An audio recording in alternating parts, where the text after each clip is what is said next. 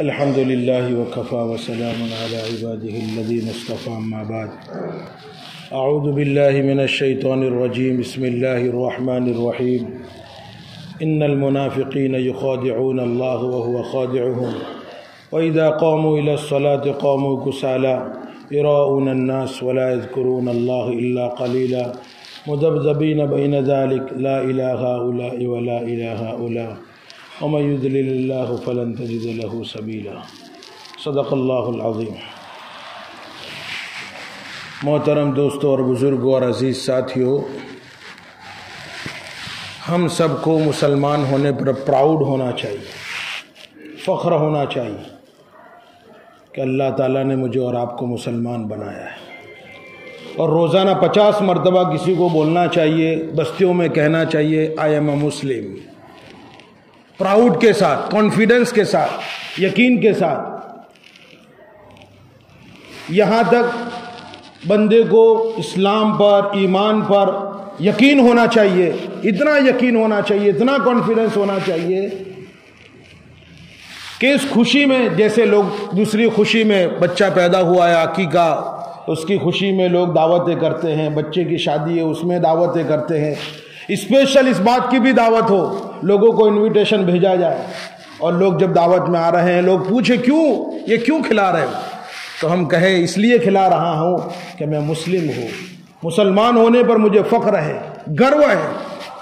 جیسے جگہ جگہ پوسٹر مارے ہوئے ہیں، ابھی جب دیکھیں گے باہر نکلیں گے، گرو سے کہو ہم ہندو ہیں، ایسے ہیں نا پوسٹر لگے ہوئے ہیں، جگہ جگہ ایسے پوسٹر لگے ہوئے ہیں۔ ہم کو بھی ایسا دماغ میں یہ مائنڈ سیٹ بنانا چاہیے کہ ہر جگہ ہم اس بات کو پھیلائے، جیسے یہ قرآن بھی کہتا ہے وَقَالَ إِنَّنِي مِنَ الْمُسْلِمِينَ، آپ کو فخر کے ساتھ بولنا چاہیے، اور اس کا اظہار ہمارے نبی پاک صلی اللہ علیہ وسلم اور صحابہ اس انداز سے کرتے تھے، جب بھی صبح کرتے تھے رضینا باللہ ربا، یہ میں نے اپنے انداز میں کہا، اور اب یہ حدیث سنا رہا ہوں، رضینا باللہ ربا وبالاسلام دینا وبمحمد النبی ورسولا۔ یہ انداز ہے کہ صبح میں اٹھتے ہی یہ بات کو اقرار کرتے تھے کہ ہم اللہ کے رب ہونے پر راضی ہیں، اسلام کے دین ہونے پر ہمیں فخر ہے اور ہم راضی ہیں، اور محمد الرسول اللہ صلی اللہ علیہ وسلم کے نبی ہونے پر، رسول ہونے پر ہمیں گرو ہے کہ اتنے بڑے پیغمبر، اتنے بڑے قائد اور رہنما ہمیں ملے۔ تو بھائیو دوستو، سب سے پہلی بات یہ ہے کہ ہم سب کو پراؤڈ ہونا چاہیے کہ مسلمان ہونے، اور پھر اس کے بعد یہ پراؤڈ کب ہوگا؟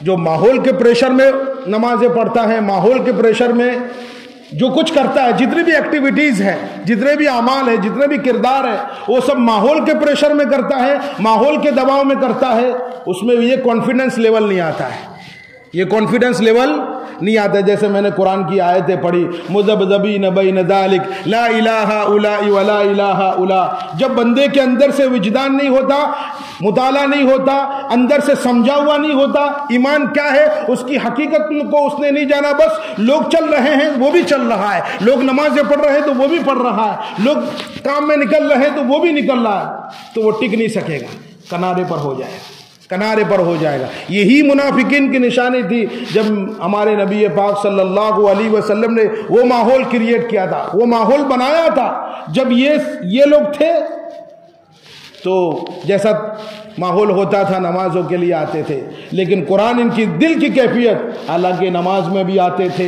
یہ حج میں، یہ نبی پاک صلی اللہ علیہ وسلم کے ساتھ جہاد میں بھی آتے تھے، جتنے بھی ایکٹیویٹیز دین کی ہوتی تھی یہ لوگ کرتے تھے، نبی پاک صلی اللہ علیہ وسلم کے ساتھ شریک رہتے تھے، یہاں تک کہ روایتوں میں جو آتا ہے عبداللہ بن ابی بن سلول جو منافقین کا سردار ہوتا تھا، وہ پہلی صف میں بیٹھتا تھا، اور آقا کی تقریر سے پہلے وہ کھڑا ہوتا تھا اور لوگوں کے سامنے کچھ اناؤنسمنٹ کرتا تھا، لیکن قرآن ان کی دل کی کیفیت یہ بیان کرتا ہے مذبذبین بین ذلک لا الہ الا ولا الہ الا، کہ ان کا کانفیڈنس لیول نہیں ہے، کبھی جہاں 2 پیسوں کا فائدہ ہوتا ہے وہیں چلا جاتا ہے، ہم تمہارے ساتھ ہیں نا، کہ یہاں فائدہ ہوتا ہے ہم تمہارے ساتھ ہیں نا، یہاں فائدہ ہوتا ہے ہم تمہارے ساتھ ہیں۔ جب مصیبتیں آتی ہیں بندہ ڈگمگا جاتا ہے، جب کانفیڈنس لیول نہیں ہوتا ہے، ایمانی پاور نہیں ہوتا ہے، بات سمجھی ہوئی نہیں ہوتی ہے، کام میں برابر اپنے وجدان سے، اپنے کانفیڈنس سے، اپنے سمجھ کے اعتبار سے نہیں لگا ہوا ہوتا ہے، بس پریشر میں لگ جاتا ہے،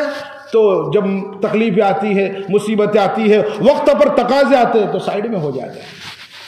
یہ منافقین کی نشانی قرآن بیان کرتا ہے، یراؤن الناس ولا یذکرون اللہ الا قلیلا۔ جب وہ آتے ہیں لوگوں کو دکھلانے کے لیے، بھئی ہم بھی ہیں، ہم بھی تمہارے ساتھ ہیں، ولا یذکرون اللہ الا قلیلا۔ دل کی کیفیت یہ ہے کہ وہ اللہ کا ذکر نہیں کرتے۔ کیوں؟ اللہ کو ان سے پیار ہی نہیں ہے، اور وہ اللہ سے پیار ہی نہیں کرتے۔ کیوں؟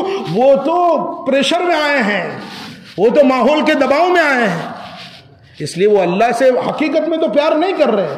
جو لوگ حقیقت میں آئے ہیں، سمجھ کے آئے ہیں، اس لیے کوئی بھی صحابی جب نبی اکرم صلی اللہ علیہ وسلم کے پاس آتا تھا اور وہ سمجھتے تھے کہ آقا کیا کہہ رہے ہیں، اس لیے ایک قصہ بیان کرتا چلو۔ یہ حیات الصحابہ میں لکھا ہوا ہے کہ ہمارے نبی پاک صلی اللہ علیہ وسلم لوگوں کو دعوت دیتے تھے، تو ایک ماحول بنا تھا، اور ماحول بھی اپوزٹ میں بھی بنا تھا، نگیٹو بھی، پوزیٹیو بھی ماحول تھا، نیگیٹو بھی ماحول تھا۔ تو کچھ لوگ کفار مکہ جو بڑے بڑے رئیس اور چودھری تھے، وہ ہمارے نبی پاک صلی اللہ علیہ وسلم کے چچا کے پاس آئے کہ تمہارے بھتیجے کو سمجھاؤ، تمہارے بھتیجے کو سمجھاؤ، یہ اس نے ایسا ماحول بنا دیا ہے کہ بھائی کو بھائی سے جدا کر دیا، اور بیوی کو خاوند سے جدا کر دیا، خاندانوں میں پھوٹ ڈال دیے۔ تو اتنے میں ہمارے نبی کے چچا کہتے جاؤ بھتیجے کو بلا کے لاؤ۔ اتنے میں ہمارے نبی انٹر ہوتے ہیں، تو وہ ابو جہل نے دیکھا کہ وہ چچا کے پاس جگہ خالی ہے، تو وہ اٹھ کے یہاں بیٹھ گیا، اور ہمارے نبی پاک صلی اللہ علیہ وسلم کھڑے رہ گئے۔ پھر اس کے بعد بھتیجے یہ شکایت لے کے آئے، آپ کی شکایت لے کے آئے، تو ہمارے نبی فرماتے چچا جان میں ان کو ایک کلمے کی دعوت دے رہا ہوں۔ وہ جو کلمہ کہا ہے نا، وہ حیات الصحابہ میں لکھا، کلمۃ واحدۃ تقولونها تملکون العرب وتؤدوا بها الیکم الجزیۃ العجم، کہ میں ان کو ایک کلمے کی دعوت دے رہا ہوں، اور وہ کلمہ اگر یہ پڑھ لے، اگر یہ مان لے، تملکون العرب، تم پورے جزیرۃ العرب کے مالک بن جاؤ گے، وتؤدوا بها الیکم الجزیۃ العجم، اور تمہیں پوری دنیا تمہیں ٹیکس لے گی، یعنی پوری دنیا تمہارے جھنڈے کے تحت آ جائے گی۔ تو وہ یہ ابو جہل سن رہا تھا۔ ابو جہل نے کہا بیابی کا عشر کلمات، یا جان پہ ہاتھ مار کے یوں کہتا ہے بیابی کا عشر کلمات یا محمد، ایک نہیں 10 کلمے پڑھنے کے لیے تیار ہے محمد، تیرے باپ عبداللہ کی قسم، ایک نہیں 10 کلمے پڑھنے کے لیے تیار ہے۔ تو ہمارے نبی نے کہا کہو لا الہ الا اللہ محمد الرسول اللہ۔ تبھی یہ لوگ کھڑے ہو گئے، اجعل الالہۃ الہا واحدا ان ھذا لشیء عجاب وانطلق الملأ منهم ان امشوا واصبروا على الہتکم ان ھذا لشیء یراد ما سمعنا بهذا فی الملۃ الاخرہ ان ھذا الا اختلاق۔ یہ آیت اس وقت اتری ہے، یہ لوگوں کو سمجھ میں ہی نہیں آ رہا تھا کہ 360 معبود ہم نے بنائے ہیں، اور یہ سب مل کر ہمارا کچھ بنا نہیں سکتے، تو یہ تمام معبودوں کی جگہ ایک معبود کیسے قرار دیتا ہے؟ یہ تو بات سمجھ میں آنے والی نہیں ہے۔ وانطلق الملأ منهم ان امشوا، چلو یہاں سے اٹھو اور اپنے معبودوں پر جمے رہو۔ تو بھائیو دوستو، ہمارے نبی پاک صلی اللہ علیہ وسلم کا کانفیڈنس لیول یہ تھا کہ بتایا گیا کہ تمہیں کیا چاہیے، عورت چاہیے ہم دینے کے لیے تیار، مال چاہیے دینے کے لیے، سب آفریں دی گئی۔ لیکن آقا صلی اللہ علیہ وسلم کہتے ہیں یہ کانفیڈنس لیول بتا رہا ہوں، جب بندہ سمجھتا ہے بات، جب بندہ کام سمجھتا ہے، دعوت سمجھتا ہے، کانفیڈنس لیول آتا ہے، ایمانی پاور آتا ہے، ہر طریقے سے، ہر اینگل سے جب وہ بات کو سمجھتا ہے، دعوت کو سمجھتا ہے، اس کے اندر یہ کانفیڈنس آتا ہے۔ ہر داعی کے اندر یہ کانفیڈنس ہونا چاہیے، ورنہ میدان سے باہر ہو جائے گا۔ کون سا؟ ایک ہاتھ میں سورج لا کے رکھ دیا جائے، ایک ہاتھ میں چاند لا کے رکھ دیا جائے۔ یہ تو نبی پاک صلی اللہ علیہ وسلم کا کانفیڈنس لیول تھا، اور ہر نبی کو اللہ یہ کانفیڈنس لیول دے کے بھیجتا ہے، تبھی جا کے وہ امت میں رہتے ہیں، تبھی جا کے میدان میں رہتے ہیں۔ نہیں تو بھائیو دوستو، بہت سارے لوگ آتے ہیں اور چلے جاتے ہیں۔ کیوں؟ ایک ہاتھ میں سورج اور ایک ہاتھ میں چاند رکھ دیا جائے۔ یہ نبی پاک صلی اللہ علیہ وسلم کے ہر نبی کے جملے جو ہوتے ہیں نا، زبان سے جو نکالتے ایسے نہیں ہوتے ہماری طرح کہ جو چاہا منہ سے نکال دیا۔ یہ اس کے اندر ایک معنویت ہے، اس کے اندر ایک جامعیت ہے۔ یہ بات بتانا چاہتے ہیں کہ آقا صلی اللہ علیہ وسلم یہ کہنا چاہتے ہیں کہ میں یہ کام سے ہٹ ہی نہیں سکتا۔ تو بھائیو دوستو، جب تک بندے کے اندر کانفیڈنس لیول نہیں ہوگا، ایمانی پاور سمجھ رہے ہو؟ اب میں اس کو تھوڑے دوسرے الفاظ میں میرے اعتبار سے کہنا چاہوں گا، شاید آپ لوگ میرے ساتھ ایگری کریں۔ 15 منٹ ہی لوں گا، زیادہ 15 کا 20 منٹ زیادہ نہیں لوں گا۔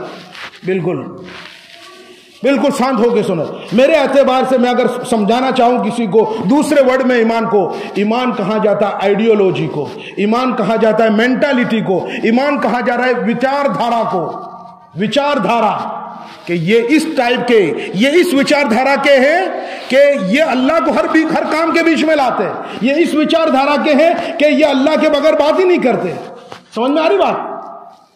جس طریقے کی مینٹالٹی ہوگی، جس طریقے کی آئیڈیالوجی ہوگی، جس طریقے کی وچار دھارا ہوگی، آپ کے اعمال ایسے ہی صادر ہوں. آپ کے اعمال سے پتہ چلے گا کہ آپ کیا سوچ رکھتے ہیں. آپ کے اعمال سے پتہ چلے گا آپ کی مینٹالٹی کس بات کی ہے. آپ کے کام سے پتہ چلے گا، آپ کے بول سے پتہ چلے گا آپ کیا وچار دھارا رکھتے ہیں. سمجھ میں آ رہی بات؟ اس لیے بھائیو دوستو، آپ کے زبان سے، الفاظ سے، اعمال سے سب سے پتہ چلتا ہے. اور سامنے والا بندہ عقل مند ہے تو وہ آپ کے اعمال سے ہی ڈیسیجن لے لیتا ہے کہ یہ بندے کا ایمانی پاور کیا ہے. ایمان تو یہاں ہوتا ہے بھائی، التقویٰ ہاں ہونا، اور ایمان بھی یہاں ہوتا ہے. لیکن بھائیو دوستو، قرآن ایمان بھی یہاں ہوتا ہے، اور کفر و فسق بھی یہاں ہوتا ہے، نفاق بھی یہاں ہوتا ہے. لیکن جب قرآن بات کرتا ہے، اللہ جب بات کرتا ہے منافقوں کے بارے میں، تو ان کی دل کی کیفیت کو نہیں بولتا، ان کے اعمال پر ضرب مارتا ہے کہ دیکھو ان کا اعمال دیکھو. یراؤن الناس ولا یذکرون اللہ الا قلیلا، یہ لوگوں کو دکھانے کے لیے آتے ہیں. وَإِذَا قَامُوا إِلَى الصَّلَاةِ قَامُوا كُسَالَىٰ، جب یہ نماز کے لیے آتے ہیں زبردستی آتے ہیں. یہ ان کے اعمال پر چوٹ مار کر ان کی دل کی کیفیت بتا رہا ہے قرآن کہ دیکھو یہ اعمال میں سستی ہے، اس وجہ سے ان کے اعمال ڈھیلے ہیں، ان کا ایمان ڈھیلا ہے، ان کے اندر مرض ہے دلوں میں. تو بھائیو دوستو، اس بات کو سمجھنے کی ضرورت ہے. جب تک، اور یہ کیسے ہوگا؟ علماء کی صحبت میں بیٹھیں گے، جتنی دین کی باتیں سنیں گی اور اس کے بارے میں مطالعہ کریں گے، قرآن سمجھنے. ایک اللہ وہ ہے جو ہم سمجھے ہوئے ہیں، ایک اللہ وہ ہے جو اپنی پرسنالٹی کو، اپنی ذات کو قرآن میں جگہ جگہ بکھیرتا ہے کہ تمہارا رب ایسا ہے، تمہارا رب ایسا ہے، تمہارا رب ایسا ہے. تو بھائیو دوستو، سمجھنے کی کوشش کرے. جیسے ایک مثال کے طور پر آپ کو سمجھاؤ، ہمارے نبی پاک صلی اللہ علیہ وسلم محنت کر رہے تھے، ویکتیگت بھی محنت تھی، انڈیویجول بھی محنت تھی، ساموہک بھی محنت تھی. لیکن ایک صحابی بدو آتے ہیں، بدو تھے، دیہاتی تھے، وہ ہمارے نبی پاک صلی اللہ علیہ وسلم مسجد نبی میں بیٹھے ہوئے تھے. ایک بدو آتے ہیں اور 2 رکعت نماز پڑھتے ہیں. 2 رکعت کے بعد وہ ہاتھ اٹھاتے ہیں اور یوں کہتے ہیں: یا من لا تراہ العیون، یا من لا تخالطہ الدنون، یا من لا یصفہ الواصفون، یا من لا یخشى الدوائر، انت تعلم مساقیل الجبال ومکائل البحار وعدد قطر الامطار وعدد ورق الاشجار وعدد ما اسلم علیہ اللیل وعدد ما اشرق علیہ النہار ما تواری منہ سماء سماء ولا ارض ارضا ولا جبل ما فی قعرہ ولا بحر ما فی وعرہ. یہ الفاظ دوہرا رہے اور اللہ کے سامنے اس طریقے سے اللہ کی تعریف کرے. اے وہ اللہ جس کو کوئی آنکھ دیکھ نہیں سکتی، خیالات کے گھوڑے وہاں پہنچ نہیں سکتے، کوئی تعریف کرنے والا اس کی تعریف کر نہیں سکتا. آسمان کی وسعت اپنے اندر کوئی ذرہ چھپا نہیں سکتی، زمین کی گہرائی اپنے اندر کوئی ذرہ چھپا نہیں سکتی. اتنا بڑا خدا ہے کہ اس کے سامنے پہاڑ بھی اور سمندر کے پانی سب کا سب برابر ہے، کھلی کتاب کی طرح ہے. وہ اس طریقے سے خدا کی تعریف کر رہا. اتنے خوبصورت یہ الفاظ ہیں. ہمارے نبی پاک صلی اللہ علیہ وسلم سن رہے تھے. اتنے میں بلال کو کہا: بلال یہ نماز پوری کر لے تو پھر میرے پاس اس کو بلا کے لا.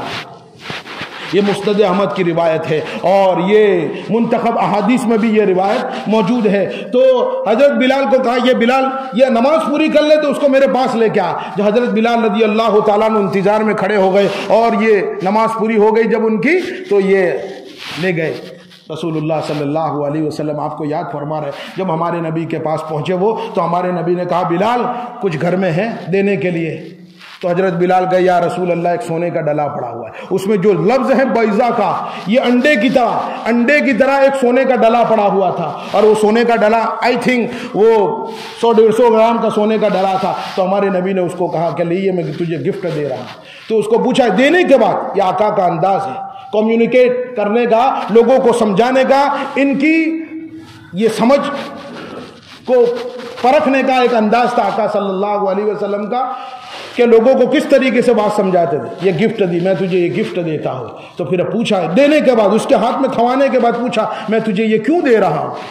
تو وہ ادو کہتا ہے: یا رسول اللہ میری اور آپ کی رشتہ داری اس لیے. تو ہمارے نبی نے کہا: نہیں، رشتہ داری کا حق ہوتا ہے، لیکن ابھی ریسنٹلی کیوں دے رہا ہوں میں تجھے. تو وہ خاموش ہو گیا اور یوں کہہ رہے ہمارے نبی اس کے جواب میں تجھے یہ اس لیے دے رہا ہوں بحسن ثناء ربک، تیرے رب کی تو نے جو خوبصورت تعریف کی ہے نا، اس پر تیرا نبی خوش ہو کر تجھے یہ گفٹ دے رہا. تو بھائیو ہمارے نبی نے اسپیشل اس کو یہ جملے سکھائے تھے. بولو نا, اپنی صحبت میں بٹھا کر بول, میں جیسا بولتا ہوں. ایک بندہ آیا اور ہمارے نبی پاک صلی اللہ علیہ وسلم کے پاس آتا ہے, ان کے علمنی کما علمک اللہ, یا رسول اللہ آپ مجھے وہ علم سکھائے جو اللہ نے آپ کو سکھایا ہے. تو ہمارے نبی نے کہا قل اذا زلزلت الارض زلزالها واخرجت الارض اثقالها. یہ آیت وہ پڑھ رہا ہے, سورت وہ ہمارے نبی دوہرا رہے, وہ پیچھے ریپیٹ کر رہا ہے. پھر اس کے بعد جب ان آیتوں پر پہنچتے فَمَن يَعْمَلْ مِثْقَالَ ذَرَّةٍ خَيْرًا يَرَهُ وَمَن يَعْمَلْ مِثْقَالَ ذَرَّةٍ شَرًّا يَرَهُ. تو وہ جو صحابی آئے تھے بدو تھے, وہ یوں کہتے کفانی ضربتان یا رسول اللہ, کفانی ضربتان, یہ 2 ضربے مجھے کافی ہیں, یہ 2 ضربے مجھے کافی ہیں. سمجھ رہے ہو؟ فَمَن يَعْمَلْ مِثْقَالَ ذَرَّةٍ خَيْرًا يَرَهُ وَمَن يَعْمَلْ مِثْقَالَ ذَرَّةٍ شَرًّا يَرَهُ. یعنی رائے کے دانے کے برابر اگر نیکی کی ہے وہ کل قیامت کے دن حاضر ہوگی, اگر رائے کے دانے کے برابر برائی کی ہے وہ بھی کل قیامت کے دن حاضر ہوگی. وہ بندہ کہتا ہے کفانی ضربتان یا رسول اللہ, یہ 2 ضربے مجھے کافی ہے. تو جب وہ پلٹ کے جانے لگا, سیدھا سیدھا نہیں نکلا, روایت آتی ہے وہ پیٹ پھیر کر جانے لگا, سیدھا سیدھا نہیں, پیٹ پھیر کر جانے لگا. تو ہمارے نبی کہتے ہیں یہاں ہاتھ مار کے یوں فقد فقہ الرجل, فقد فقہ الرجل. یہ آدمی کتنا سمجھدار ہے, یہ آدمی کتنا سمجھدار ہے. تو بھائیو دوستو, ہم دعوت میں جڑے ہوئے ہیں, جتنے بھی بیٹھے ہوئے ہیں سب کے سب جڑے ہوئے ماشاءاللہ, کچھ سیکھیں گے. ایک انگلش میں ایک جملہ آتا ہے, ریڈرز آر لیڈرز, جو پڑھتے ہیں وہ لیڈر بنتے ہیں. اسی طریقے دعوت کے اندر جو بندہ باتوں کو سمجھتا ہے, سیکھتا ہے, اس کے ڈیپ میں جاتا ہے اور اچھی طریقے سے بات کو سمجھانے کا سلیقہ پیدا کرتا ہے, وہ لوگوں میں قافلوں کا امیر بنتا ہے, قافلوں کا لیڈر بنتا ہے, اس سے خدا کام لیتا ہے. اس لیے نبی پاک صلی اللہ علیہ وسلم, ایک بات بتا کے بات ختم کر دو. ایک مرتبہ ہمارے نبی پاک صلی اللہ علیہ وسلم کے پاس پورا قافلہ ہے, بس ایک ہی بات ختم کرتا ہوں. ایک قافلہ آیا اور ہمارے نبی پاک صلی اللہ علیہ وسلم نے کہا کس کو امیر بنایا جائے. سب کو پوچھا, وہاں معیار کیا تھا امیر بنانے کا, سب کو پوچھا بھائی تیرے کو کتنا قرآن یاد ہے, تیرے کو کتنا قرآن, تیرے کو کتنا. سب نے کہا مجھے اتنا یاد, اتنا یاد. ایک بچہ تھا, اس کو پوچھا یا رسول اللہ کہتے تیرے کو کتنا قرآن یاد ہے. تو بچہ بولتا ہے, یہ ترمذی شریف کی روایت ہے, وہ بچہ بولتا ہے میرے کو یا رسول اللہ سورہ بقرہ یاد ہے, سورہ بقرہ یاد ہے. تو ہمارے نبی, یہ تعجب, یہ ترمذی میں الفاظ ہے, ہمارے نبی اس کو تعجب میں پوچھ رہے تیرے کو سورہ بقرہ یاد ہے. سورہ بقرہ 2.5 پاروں کی, 3.25 پاروں کی, تیرے کو سورہ بقرہ یاد ہے. کہا یا رسول اللہ میرے کو سورہ بقرہ ہے. تو ہمارے نبی نے اس بچے کو تمام لوگوں کا امیر بنا دیا. جن کا انتقال ہوتا تھا اس کو پہلے قبر میں کس کو پہلے اتارا جائے, جس کو قرآن زیادہ ہے. امامت کون کرائے, جس کو قرآن زیادہ ہے. جھنڈا کس کے ہاتھ میں, جس کو قرآن زیادہ ہے. امیر کس کو بنائے, جس کو قرآن زیادہ ہے. تو بھائیو دوستو, اسی طریقے سے آپ محنت کریں گے, اللہ کے راستوں میں نکلیں گے, جتنے نکلیں گے اتنا کانفیڈنس لیول آئے گا, یقینی پاور آئے گا, اتنی آپ کی آئیڈیالوجی بنے گی, مینٹالٹی بنے گی, اتنے پکے وچار دھارا کے آپ بنیں گے, اور آپ کا دنیا آخرت بنے گی, اور آپ لوگوں کو لے کر چلیں گے, لوگوں کو دین سکھائیں